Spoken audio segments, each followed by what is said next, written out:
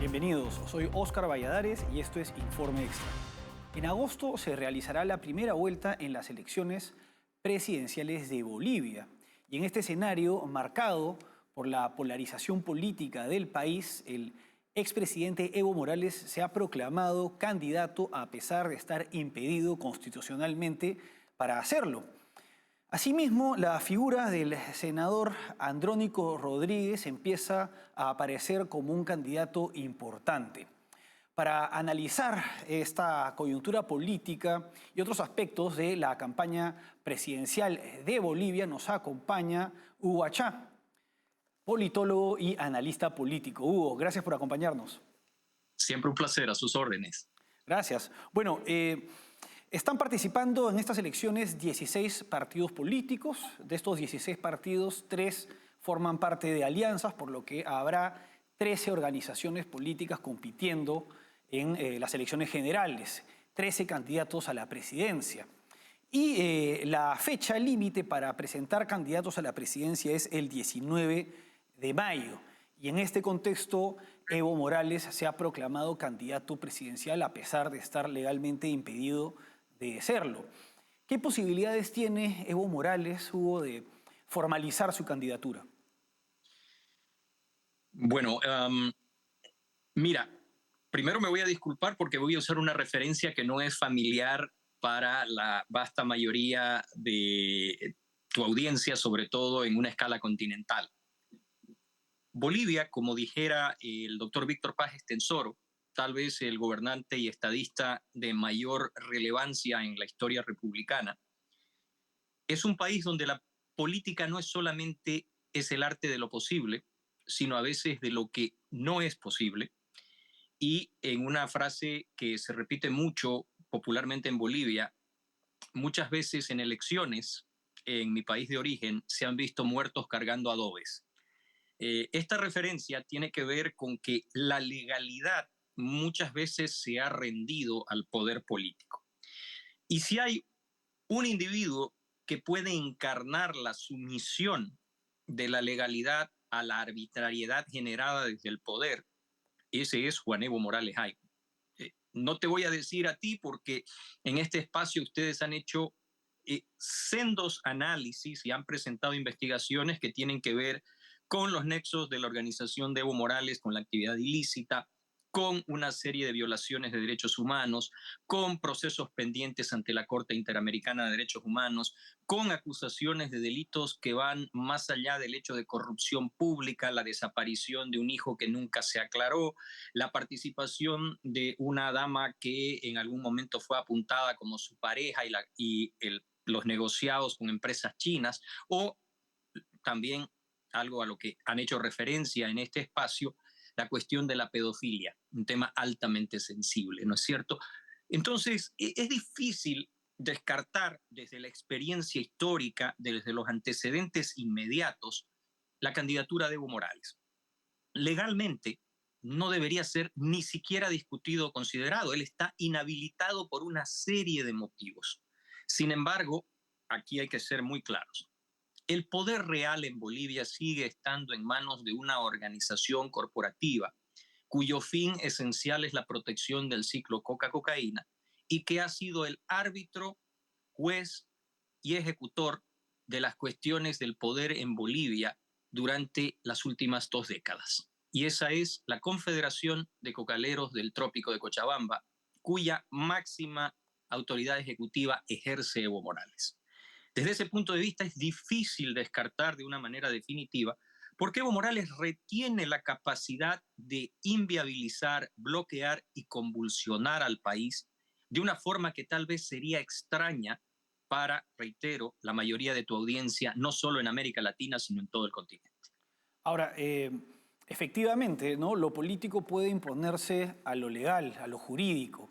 Esto suele pasar en países donde el Estado de Derecho es bastante frágil y precisamente son los estados en los que llegan al poder personajes como Evo Morales. Sin embargo, Evo Morales requiere de un partido político para ser candidato. Él ha creado Evo Pueblo, pero es un partido recientemente creado y por tanto un partido informal, un partido en proceso de inscripción. Entonces no sería viable su candidatura con Evo Pueblo. Y por otra parte, él anunció una candidatura con el partido El Frente para la Victoria. Sin embargo, ese pacto se rompió. Entonces acá surgen dos preguntas. ¿Por qué se rompió el pacto con el partido que era su vientre de alquiler? ¿Y qué partido le serviría ahora como vehículo para retomar al poder? Déjame hacerte una referencia histórica que a veces es ignorada en quienes analizan Evo Morales, la Confederación de Cocaleros del Trópico de Cochabamba y el denominado Movimiento al Socialismo. Primero, la mayor parte de tu audiencia se sorprenderá al constatar un hecho. Cuando tú sometes a una búsqueda a el Movimiento al Socialismo, partido que entronizó en el poder a Evo Morales, que permitió el acceso de la organización que mencionaba como árbitro esencial de la vida política en lo que hoy día se llama el Estado plurinacional, te vas a sorprender al ver que tiene los colores azul, blanco y negro. ¿Por qué azul, blanco y negro? Bueno, azul, blanco y negro son los colores de la falange franquista. La organización cocalera en un momento dado adquirió mediante una transacción un partido político de derecha que se llamaba Movimiento al Socialismo Falange Unzaguista, porque en algún momento intentó registrar lo que siempre ha sido usado en la documentación oficial de la organización cocalera, que se llamaba el Instrumento para la Soberanía de los Pueblos, el IPSP. En esta transacción no te tiene que sorprender porque durante mucho tiempo el propio Evo Morales y la estructura cocalera le tuvo que pagar al representante legal de ese partido, originalmente una estructura de extrema derecha, para poder registrar sus candidatos. Así que resulta una referencia no anecdótica el hecho de que pueden, a caballo de una capacidad financiera superlativa, sortear el tema que acabas de plantear. No te sorprenda si el día de mañana inclusive estructuras políticas, entre comillas, de derecha, pudieran facilitarle el requisito legal o el partido. El problema va más allá. Mencionaste a Andrónico. La organización cocalera tiene que ser tratada con la debida precisión, con el rigor y con el análisis de una organización altamente exitosa. Lo hemos discutido acá contigo. Es la única organización que, partiendo de la vertiente de una actividad esencialmente ilícita, ha conseguido transitar al control efectivo formal de un Estado westfaliano. Pablo Escobar soñaba con una posibilidad así. El cartel de los soles todavía no consigue, pese a todo su dominio, hacerlo con el Estado venezolano. Esta organización lo consiguió con el Estado plurinacional. Hizo del Estado una herramienta al servicio de su interés específico. Y Andrónico es una figura que Evo Morales está intentando hoy, yo te diría, anular de la forma más, casi te diría, violenta posible. Porque aquí hay una cuestión fundamental. Evo Morales, al intentar anular a Andrónico, no solamente intenta anular a quien vendría a ser, si esto fuera una estructura política normal, un sucesor cuasi natural. Evo Morales disputa una situación que trasciende a la política formal. La vigencia en el poder le garantiza a Evo la sobrevivencia política como factor de logística en el andamiaje de lo ilícito y también en lo personal.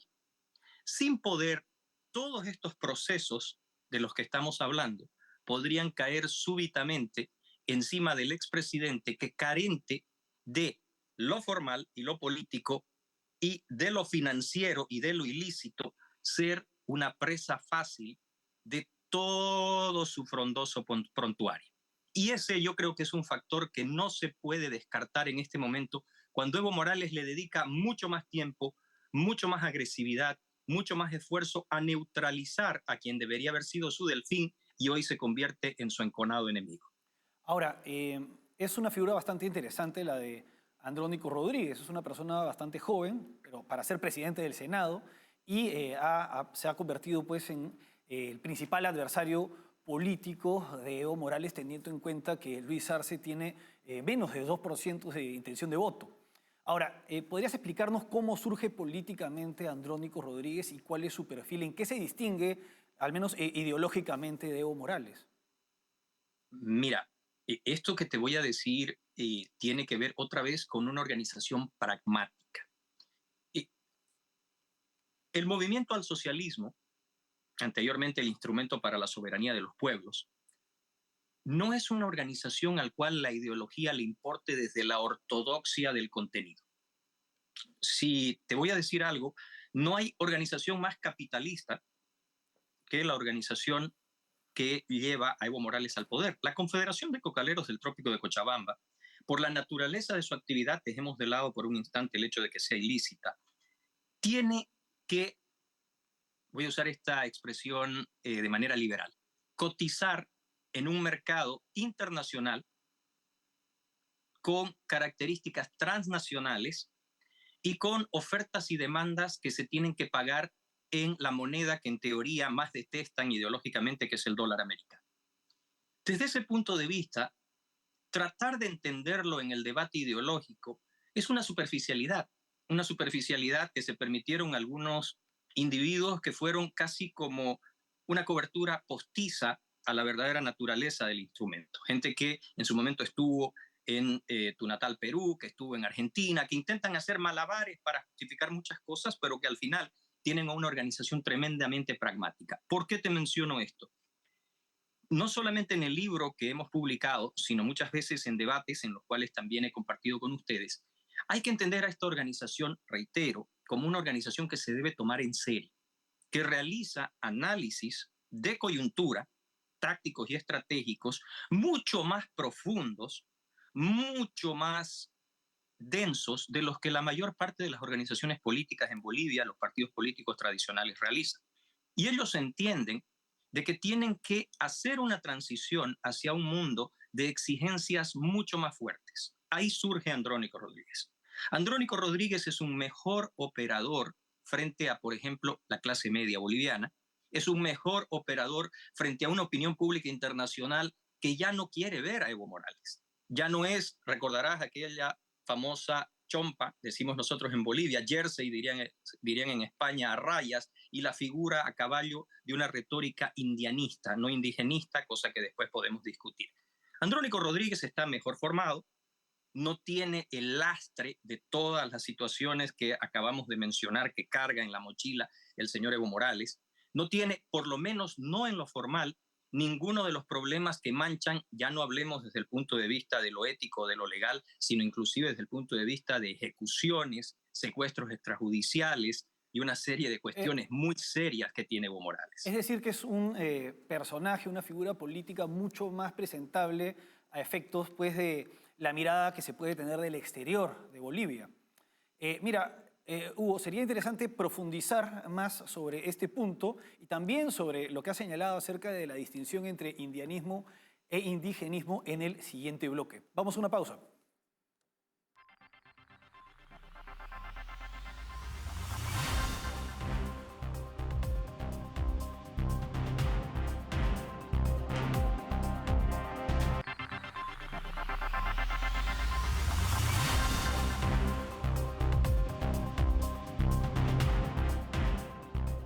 Seguimos en Informe Extra analizando la coyuntura política de Bolivia en el marco de la campaña presidencial, cuya primera vuelta será en agosto de este año, acompañados por Hugo Achá, politólogo y analista político. Hugo, en el bloque anterior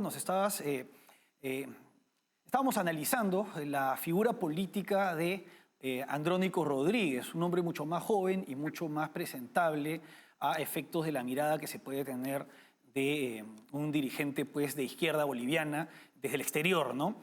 Por no ser una persona que cargue con todos los pasivos que tiene un personaje como Evo, un personaje que ya hemos analizado en este y programas anteriores todas las acusaciones que pesan sobre él. Sin embargo, ¿a qué se debe o en qué momento se da esta ruptura entre Evo Morales y Andrónico Rodríguez? ¿Y qué partido es el que está apoyando a Andrónico? Bueno, mira, esa es una pregunta más que interesante. Habíamos hablado y definido. Andrónico Rodríguez no es un producto del acaso, es una construcción pragmática de una organización que no se fideliza ni se casa con ningún individuo, porque su fin último es la protección de la actividad esencial. Olvídate nuevamente por un instante que esta actividad es ilícita. Ha sido y continuará siendo factor de poder esencial en cualquier ecuación en Bolivia.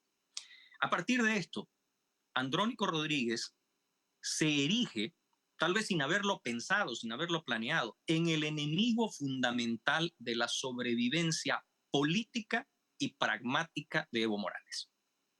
Precisamente porque es un mejor intérprete de las necesidades de la organización hacia el futuro.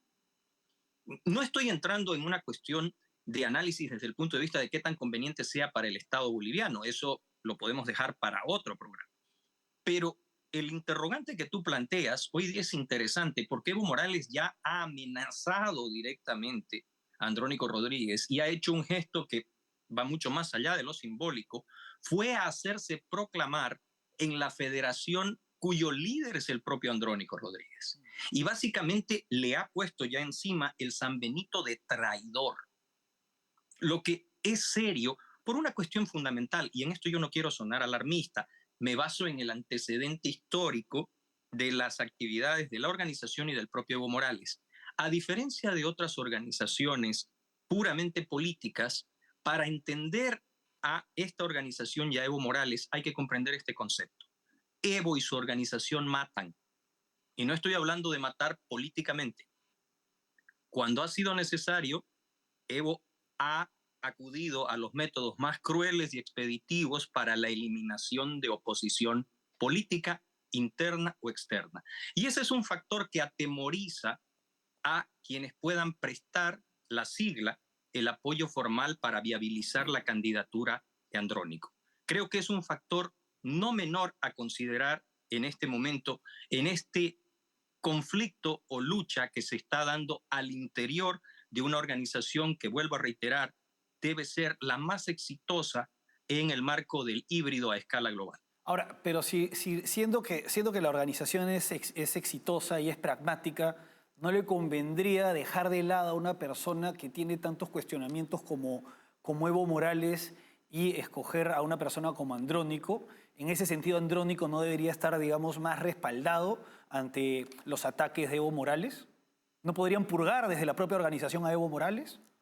Bueno, acabas de realizar una afirmación que, si la despojamos del signo de interrogación, es la pesadilla de Evo Morales. Porque eso significaría, te reitero, el final de la vigencia, el cierre de un ciclo. Si fuera un mero partido político, esto debería ser una sucesión natural. No es un ciclo puramente político. Una organización de estas características, te reitero, no se fideliza, no se obsesiona con un individuo. La actividad es prioritaria.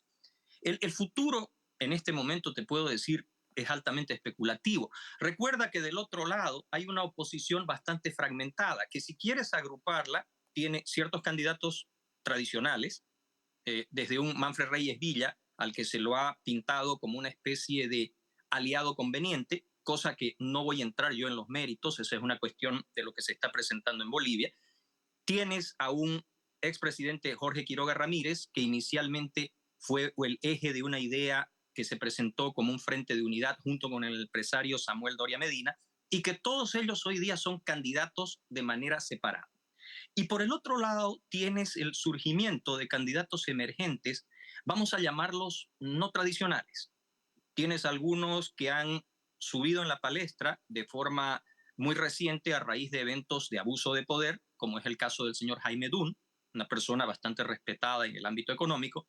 Tienes a el señor Rodrigo Paz Pereira, que tiene una trayectoria primero en una región del sur de Bolivia que se llama Tarija, y luego que está presentándose hace bastante tiempo como un candidato con una interacción con base social.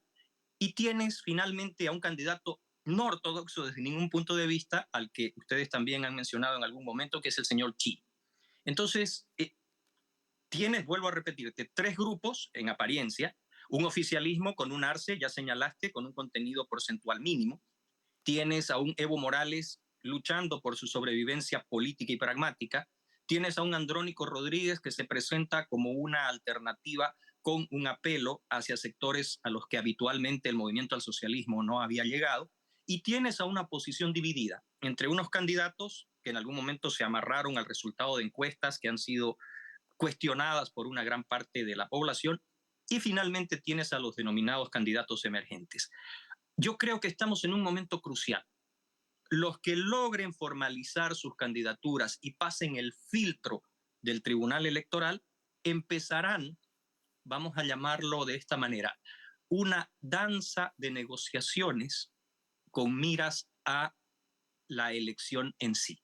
En ese proceso estoy observando muy atentamente si Andrónico Rodríguez consigue sortear la oposición férrea de Evo Morales, si puede erigirse en candidato, si Evo Morales sortea la barrera de la legalidad y también se erige en candidato, ¿dónde irá el apoyo del poder? Porque, dejemos esto claro, Arce puede tener un mínimo de apoyo, pero sigue siendo el presidente, y en nuestros estados tienes que recordar que quien maneja el poder maneja una maquinaria que en función del apoyo al que se decida conceder no es un factor a ser descartado. Y finalmente, esta oposición de dos bloques, unas candidaturas tradicionales con políticos con un reconocimiento pero también con un lastre, y del otro lado candidatos emergentes que se están, yo creo, en este momento proyectando a partir de situaciones, llamémoslas, no convencionales. Hugo, vamos ahora a una pausa y regresamos para el último bloque.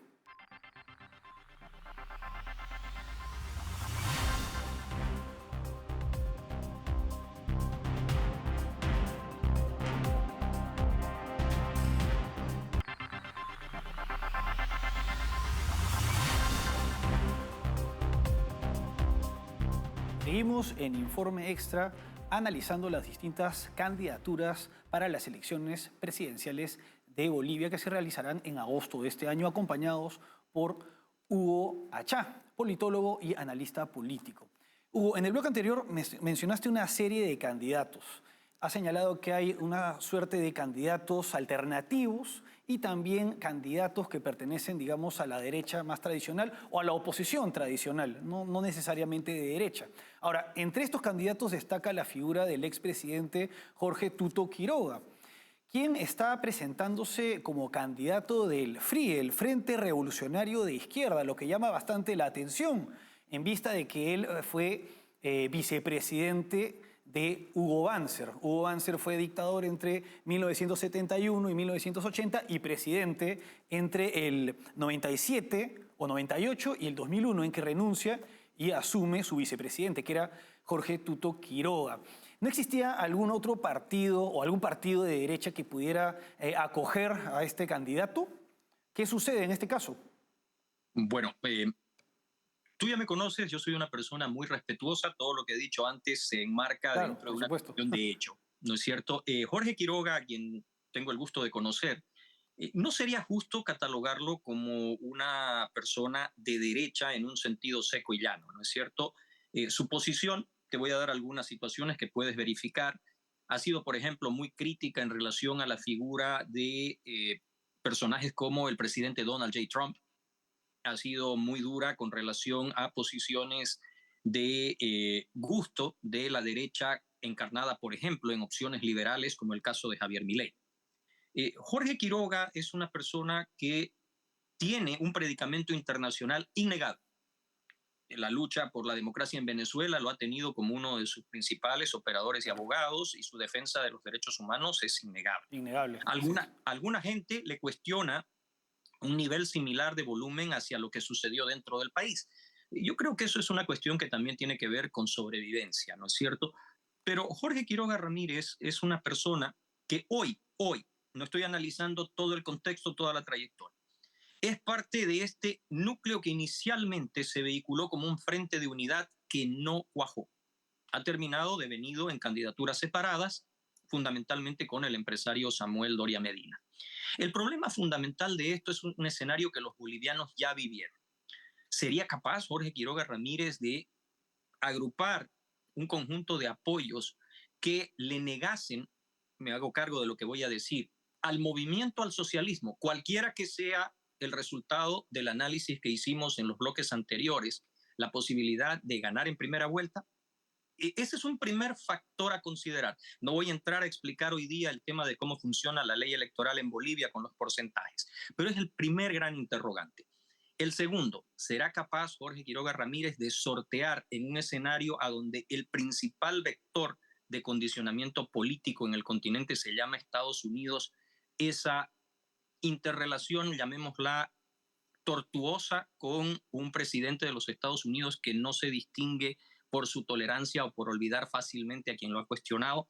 Creo que son parte de preguntas, interrogantes que se irán respondiendo conforme avance la campaña. Pero en este momento creo, y te lo reitero, sería irresponsable empezar a hablar de candidatos si no se cumplen todos los requisitos y pasos legales. Cuando ese 19 se establezca quién pasa el filtro del ente rector, quién califica y quién tiene los recursos legales, financieros y operativos necesarios, tendré el mayor placer de acompañarte nuevamente, porque ahí discutiremos quiénes son los candidatos a erigirse en los rectores del futuro de Bolivia. Hugo, ha sido como siempre un gusto tenerte con nosotros. Y seguramente te esperamos para poder hacer ese análisis una vez que esté claro quiénes serán los candidatos oficiales. A sus órdenes, como siempre. Gracias. Bueno, eso fue todo por hoy. Hasta aquí Informe Extra. Gracias por acompañarnos.